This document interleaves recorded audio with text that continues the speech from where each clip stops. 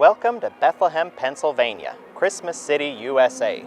It was here that one of the biggest discoveries in steel development occurred, and almost no one remembers it.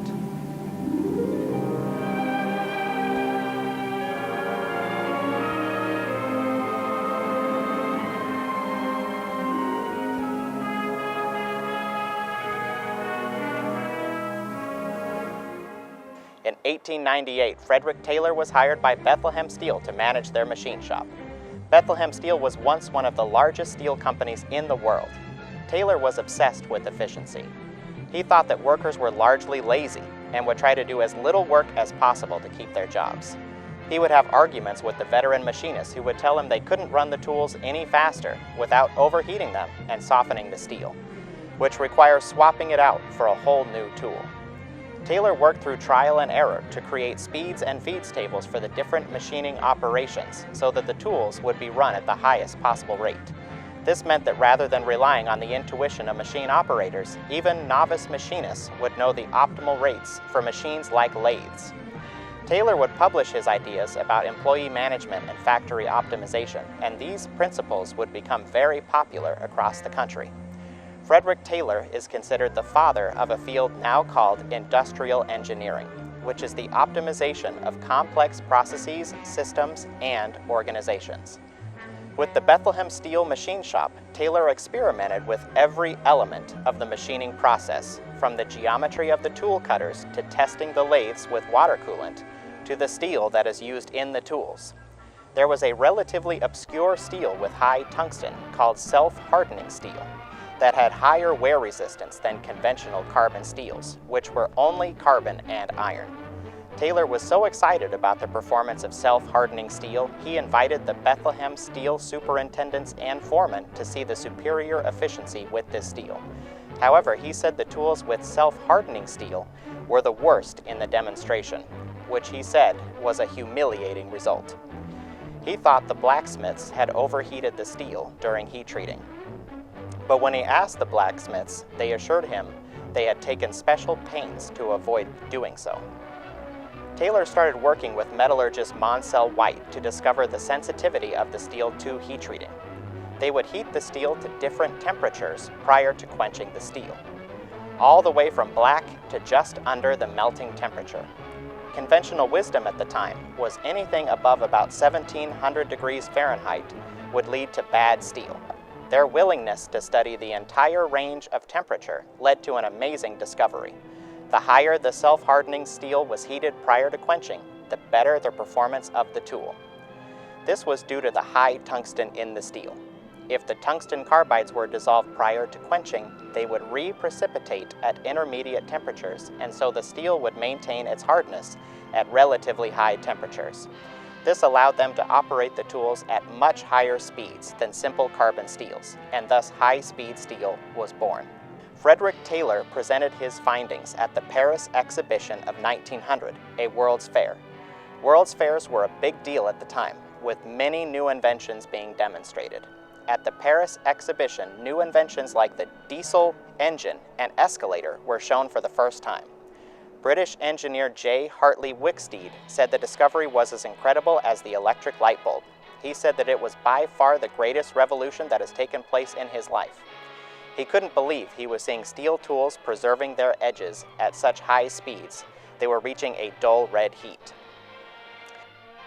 In 1930, metallurgist John Matthews said that the year 1900 was the dividing point of steel design, and he called the period immediately following the alloy steel age. There was an explosion of new steel alloys, where metallurgists would try different combinations of various alloying elements, and many new steel products were developed in only 2 or 3 decades. Matthews said that prior to 1900 was the era of process development, while after was an era of products development. Without the discovery of high-speed steel, we likely would not have seen the discovery of stainless steel less than 15 years later. So the family and I had a great time going to Bethlehem and filming that video, but I've spent basically the last 2 years looking at the history of knife steel. And that resulted in my book, The Story of Knife Steel. It's about 500 pages full of the history of both tool steel and stainless steels and knives in general. It's really a good introduction to the history of knives, even if you're not interested in knife steel, because it covers the evolution of production knives in the modern era, how we got to this point in custom knives, from Skagel and Randall, early custom knife makers, to then Loveless and Moran, and then all of the custom knife makers that we have today. I show all of that evolution. There's also 12 chapters on Damascus in the modern era, so the evolution of patterning and the steel choices that are popular, all of the key figures. And I have both new interviews with many of them as well as historical interviews from magazines and books and things. So tons and tons of research. I spent so many hours writing the book. But I think even the steel portions are very interesting. Now, there is no book on tool steel history. There is a book on stainless steel history, but after it covers the invention of stainless steel, which was invented for knives, after that it's all just like construction steel, pots and pans steel. It covers nothing about the stainless tool steels that we use in knives. And so I had to uncover all of this. There was just no one source I could go and take. I had to find all the original sources and journal articles and trade magazines. And everywhere I could, I got quotes straight from the inventors of the different steels, because to me that's much more interesting than just saying, what are the dates when different things happened? What were they thinking? What led to them trying different things, making certain innovations? So tons of historical quotes. I also have really fun vintage ads. Surprisingly, there are advertisements for old steels and for old knives, of course.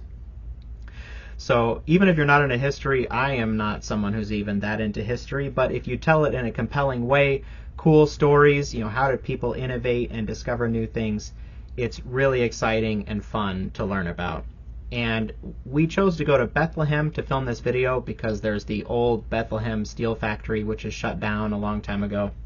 And you can film around there, but there are lots of places I could have gone to film. It just wouldn't be as exciting of a backdrop. A lot of things happened in a pretty small region in the USA.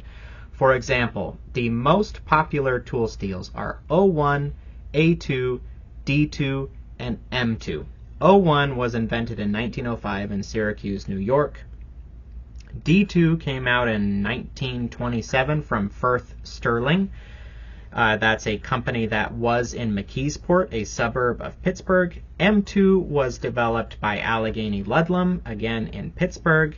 A2 was developed by Cyclops Steel in Pittsburgh. So just so many developments all happened in a pretty small area. So 440A and 440B were the first knife steels to have higher hardness than the original 420 stainless steel that was developed for cutlery. That happened from a guy named David Giles in Latrobe, Pennsylvania for Latrobe Steel. David Giles also developed in the early 50s and early 60s D7 and A7 tool steels, which were high vanadium tool steels. D7 became Bowler K190, which was then modified to be a stainless steel called M390. A7 was a precursor to high vanadium steels like 10V. Other important ones, M4 high-speed steel was developed in Latrobe, Pennsylvania for the company Vasco. Vasco Die and Vasco Ware, of course, came from Vasco in Latrobe. Vasco Die became CPM3V, a powder metallurgy version of Vasco Die. Vasco Ware saw some popularity in knives in the 70s, 80s, 90s, and is now relatively common in products such as CPM Crewware. Then in the late 1960s, in the Pittsburgh Research Center for Crucible, they developed powder metallurgy tool steel technology, and then that was started up in Syracuse, New York at their plant. They shortly after discovered that high vanadium steels had much better performance when it was used in powder metallurgy. So CPM M4, CPM T15 were early high vanadium powder metallurgy steels, and they discovered they had better performance than the low vanadium steels, where before it was the opposite. If you went too high on vanadium, the toughness would go down. But instead, CPM M4 had higher toughness than any of the other tool steels that had lower vanadium and were known for having better toughness, like M2. So that led to them developing CPM-10V, which had 10% vanadium. It was the first high vanadium powder metallurgy steel, really high vanadium, and it still had quite good toughness. And of course, Crucible, they developed stainless tool steels using powder metallurgy, including S60V. Then S90V had a reduction in chromium, and that led to better properties. And S30V used the same lower chromium approach, but with lower vanadium for more balanced properties. And MagnaCut can be seen as just an extension of those ideas, where I further reduced the chromium, and that further improved the properties. And of course, I currently live in Pittsburgh. So Pittsburgh, New York, a lot of major steel developments happened in this area, and unfortunately there weren't very many exciting places for me to film because many of these buildings have been torn down. Firth, Sterling, where D2 was invented, where stainless steel was first made in the United States, that's just an empty lot owned by a railroad company now. So it's a little bit sad, but it is still exciting to read some of these old stories from these old metallurgists and learn about the history of steel development. It took me so long to track down all of the developments just because there is no one source. Like I said, I had to go to all the original sources and track it all down. It took forever. And I don't think it would even have been possible, 10, 20, 30 years ago without the internet, because I was able to scour through many of these old trade articles digitally. And there were literally one paragraph things that I found in the back of random trade journals, which I simply never would have found. Even looking carefully page by page, I never would have found it. So thanks to this digital age and a lot of work, I was able to track down a lot of these things. So the book, The Story of Knife Steel, it's available by PDF from a website called PayHip. It's available paperback hardcover from Amazon. I really encourage you to go check it out. You can learn a lot about steel development, how Woots had a huge impact on steel development. That's all in the book. The 12 chapters on Damascus, the evolution of production knives and custom knives, it's all in there. Gotten really good reviews. Lots of people saying they're surprised by how interesting the book is. Part of that is they think I'm a boring engineer scientist who can't write compelling information, but also because I just quote a lot from the real people who worked on stuff, and that makes it much more interesting and exciting. So I hope you go read the book and learn more steel history, because I'd have to do 100 YouTube videos to cover it all, and it's just not possible. It's really better as a book. So please go buy it and read it. So thanks, everybody. Until next time. Taylor started working with metallurgist Monsell White to discover the sensitivity of the steel to heat treating. They would heat the steel to different temperatures prior to quenching the steel, all the way from black to just under the melting temperature. Conventional wisdom at the time was anything above about 1700 degrees was too hot,